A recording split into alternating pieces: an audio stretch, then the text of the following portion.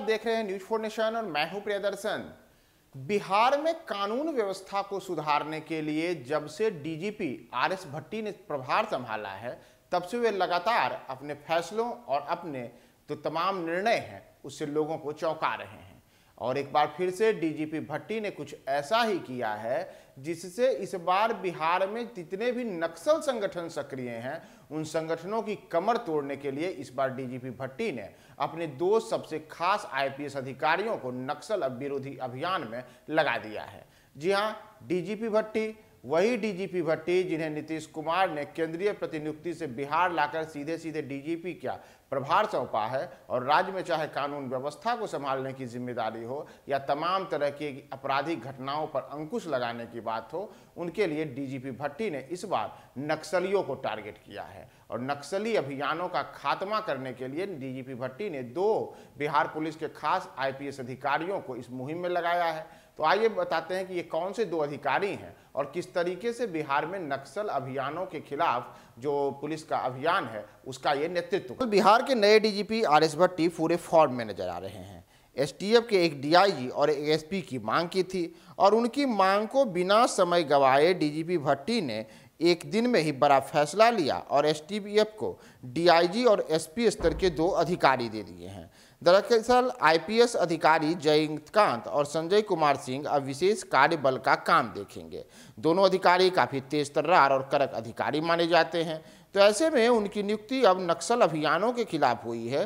तो इसके में एक बड़ा चीज़ माना जा रहा है कि नक्सलियों की जो विभिन्न गतिविधियां पूरे बिहार में जारी हैं उन पर अंकुश लगाने के लिए डीजीपी भट्टी ने इस अभियान के जिम्मा में जयंतकांत और साथ ही साथ संजय कुमार को अहम जिम्मेदारी दी है।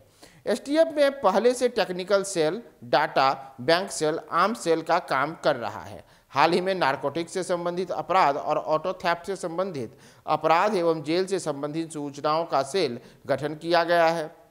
वही राज्य और राज्य के बाहर के अपराधियों के खिलाफ ठोस कार्रवाई किए जाना भी आवश्यक है।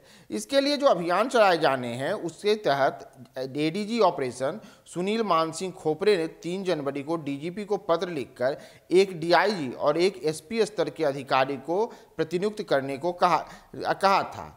एडीजी ऑपरेशन की डिमांड पर डीजीपी ने तुरंत ही बिहार विशेष सशस्त्र पुलिस बल के उप महानिरीक्षक जयंतकांत और आतंकवाद निरोधक दस्ता के पुलिस अधीक्षक संजय कुमार सिंह को प्रतिनियुक्त कर दिया है। अब यह दोनों अधिकारी एसटीएफ का काम भी देखेंगे, यानी कि एसटीएफ में रहते हुए ये तमाम जो ऐसे अभियान हैं जो राज्य में दुर्दांत अपराधियों और साथ ही साथ नक्सली अभियानों के खिलाफ चलते हैं, उनकी अभियानों की अगुवाई करेंगे और उनके खिलाफ मोर्चा लेंगे। बता दें आपको कि जयंतकाल को हाल में ही में डीआईजी में प्रोन्नति मिली थी। वे मुजफ्फरपुर के एसएसपी थे। 31 दिसंबर को स्थानांतरित कर उन्हें बिहार विशेष सशस्त्र पुलिस का डीआईजी बनाया गया था। वहीं संजय कुमार सिंह भोजपुर के एसपी थे।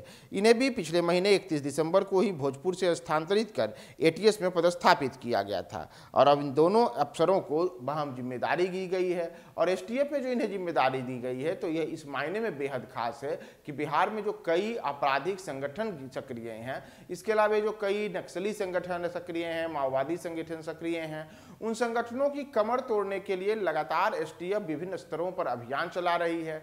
साथ ही साथ जो कई प्रकार के ऐसे अंतर्राज्यीय अपराध हैं जो एक राज्य से दूसरे राज्य तक संचालित होते हैं, उन अपराधियों पर भी नकेल कसने के लिए बिहार पुलिस विशेष तरीके से, चाहे वो तकनीकी पक्ष हो चाहे वो पुलिस का पक्ष हो, दोनों तरीकों से उन पर नकेल कसने के लिए लगातार प्रयासरत है। और अब उसी दिशा में डीआईजी जयंतकांत और साथ ही साथ संजय कुमार सिंह, इन दोनों आईपीएस अधिकारियों को इस विशेष अभियान के लिए इस सेल में डाला गया है। और देखना होगा कि आगे इन दोनों के इस अभियान से जुड़ने से किस प्रकार से बिहार में आपराधिक घटनाओं पर अंकुश लगाने की दिशा में एसटीएफ बड़ी सफलता पाती है। डीजीपी भट्टी आगे आने वाले समय में बिहार में पुलिस अभियानों को नई सही दिशा देने की दिशा में और क्या क्या निर्णय लेते हैं, हम तमाम आपको अपडेट्स बताएंगे। आप हमारे साथ बने रहे न्यूज 4 नेशन पे।